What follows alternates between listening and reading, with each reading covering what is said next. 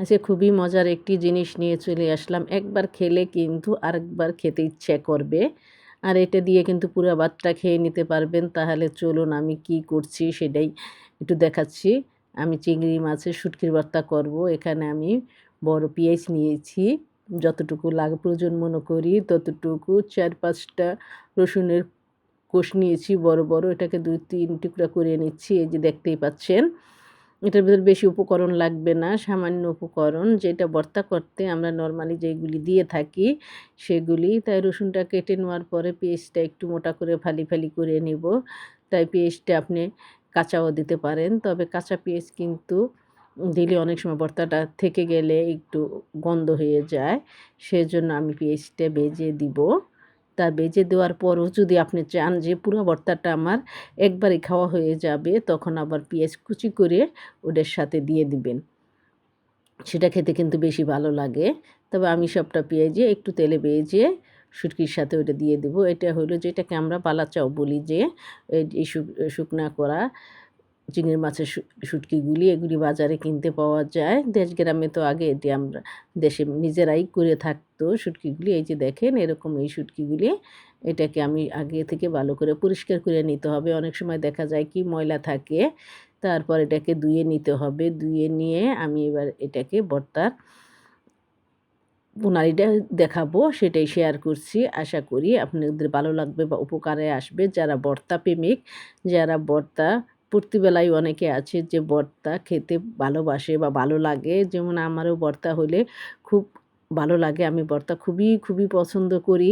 ওটা হলে আমার আর সাথে অন্য কিছু না হলেও চলবে। তাই সামান্য একটু তেল দিয়ে এটাকে একটু ভেজে নিলাম। আপনি চাইলে শুকনা মরিচ দিয়েও করতে পারবেন, যেটা আপনার ইচ্ছা। ২ টা দিয়েই করতে পারবেন।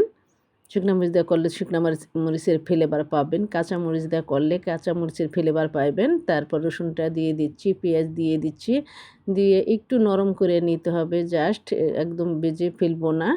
তারপরে যে নেড়ে নেওয়ার পরে কিন্তু আমি শুটকিগুলি ধুয়ে একটু পানি জড়িয়ে রেখে দিয়েছি, যাতে বাছতে সুবিধা হয়। আর এটাকে একটু ভেজে নিতে হবে কিন্তু। একদম কাঁচা কিন্তু এটাকে ভর্তা করা যাবে না। কারণ এটা কিন্তু ওরা ভেজে রাখে না। ওরা এমনিই রেখে দেয়। তারপরে যে পেঁয়াজটা আমার হয়ে গিয়েছে। আশা করি আপনারা বুঝতে পারছেন। যাদের ভর্তা খেতে ভালো লাগে তারা ভিডিওটি শেয়ার করে অন্যকে দেখার সুযোগ করে দিবেন। আর ছোট্ট একটি অনুরোধ রইল আমার চ্যানেলটি ঘুরে আসার। চ্যানেলটি ঘুরে আমার চ্যানেলটি সাবস্ক্রাইব করে আমার পাশেই থাকবেন। অলরেডি যারা সাবস্ক্রাইব করে ফেলেছেন তাদেরকে অসংখ্য ধন্যবাদ মন থেকে। তারপর আমি পেঁয়াজ আর মরিচগুলি কিন্তু একটু সাইডে সরিয়ে রেখে এই যে শুটকিগুলি দিয়ে দিচ্ছি। এবার শুটকিগুলি একটু নেড়ে নিতে হবে ২-১ মিনিটের জন্য। পানিটা যাতে শুকিয়ে যায় আর একটু ভাজা হয়ে যায় সেরকম করে নেব। আপনারা দেখতেই পাবেন। একটু ধৈর্য সহকারে ভিডিওটি দেখতে হবে। একটু ধৈর্য সহকারে না দেখলে কীভাবে আমরা নিজেরা কুক করে থাকবো। কারণ একটু তো হলেও তো আইডিয়া নিতে হবে। অনেকে আছে যে এটা যে ভর্তা করে খেতে হয়, খাওয়া যায় এভাবে সেটা জানেই না। তাই একটু ধৈর্য সহকারে দেখতে হবে। একটু দেখলে একটু আপনাদের আইডিয়া হবে বা নিজেরা করে খেতে পারবেন। তারপরে যে আমি কিন্তু পেঁয়াজগুলি তুলে নেই।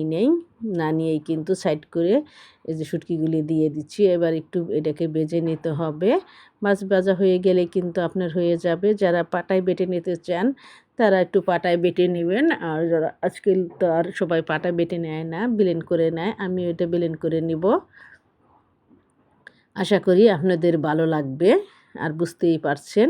তারপর একটা শুকনা মরিচও আমি এখানে দিয়ে দিচ্ছি। শুকনা মরিচটা একটু ভাজা ছিল তাই চুলার সাইডে দিয়ে দিয়েছিলাম। আর আপনারা যখন শুকনা মরিচের ভর্তা করবেন, তাই যখন ওইটা রেডি করতে থাকবেন তখন মরিচগুলি চুলার সাইডে দিয়ে রাখবেন।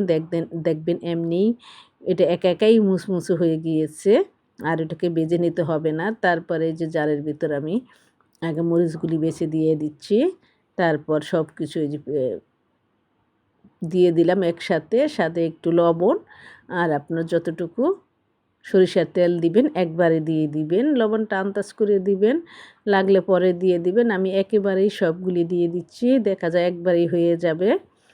তাই সবগুলি দিয়ে দিচ্ছি। একটু পেঁয়াজ রসুন কিন্তু অবশ্যই একটু বেশি করে দিতে চেষ্টা করবেন। ভর্তার ভিতরে একটু বেশি না হলে খেতে ভালো লাগে না। আর পরিমাণ মতো একটু লবণ দিয়ে দিলাম আর দিয়ে দিব সেই সরিষার তেল। তেলটা একটু বেশি দিবেন। আর কিছুই লাগবে না এটার সাথে। যদি আপনি মনে করেন যে একটু পানি দিতে চান তাহলে একটু পানি দিবেন, আর পানি না দিতে চাইলে এটা একটু শুকনা শুকনা হবে।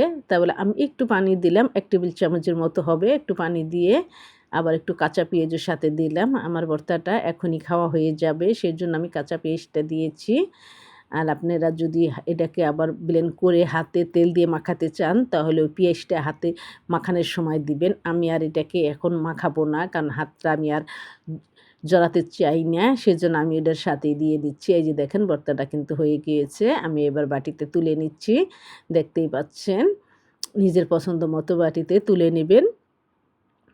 আর খাবেন আর আমার কথা মনে করবেন। আর যে যেখান থেকে ভিডিওটি দেখছেন ভালো থাকবেন, সুস্থ থাকবেন। আবার দেখা হবে আপনাদের সাথে নতুন কোনো রেসিপি নিয়ে। আমার জন্য দোয়া করবেন যাতে আমি যেন আপনাদেরকে আর ভালো ভালো রেসিপি উপহার দিতে পারি। সাথে শুকনা মরিচ ছিল, ডেকোরেশন করলাম।